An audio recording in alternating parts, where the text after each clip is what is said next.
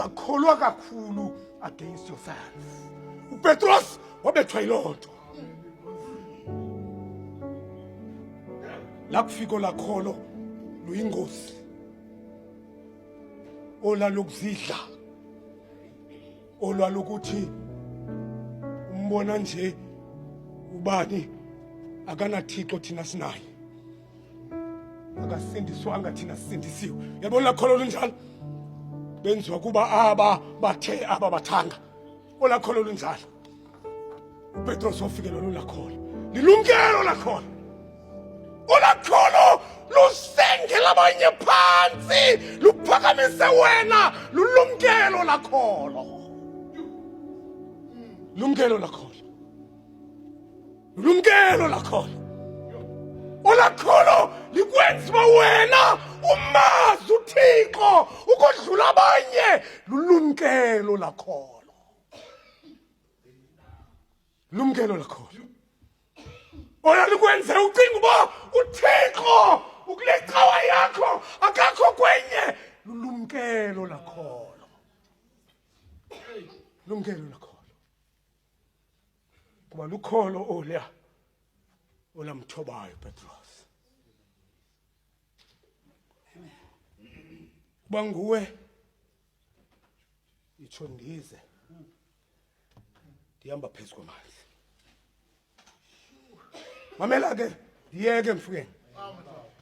Ke kaloku bona umoya unamandla. Kawukhangele ke ikholwa elisondeleyo kuThixo udlula abanye.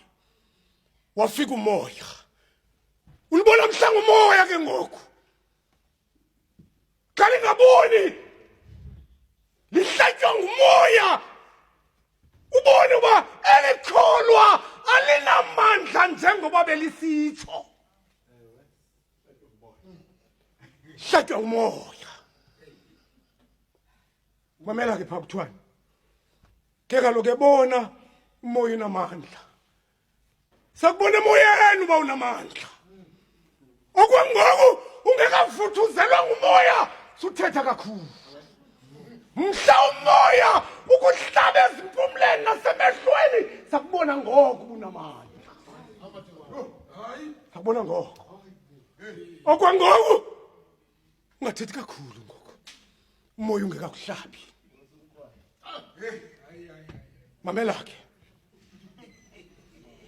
uPetros esazidla ngolo hlobo njengekholo elinamandla wafika umoya wahlaba ezimpumlweni.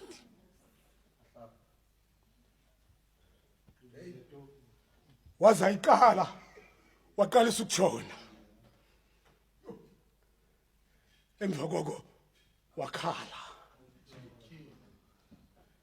Ndazokulibona na ikholo elithenjweyo nelaziwayo licaphukela uThixo. Ewethu ungekaphoxwa nguThixo awuzazi izinto. uPetros waphoxwa nguYesu wamyeka watshona.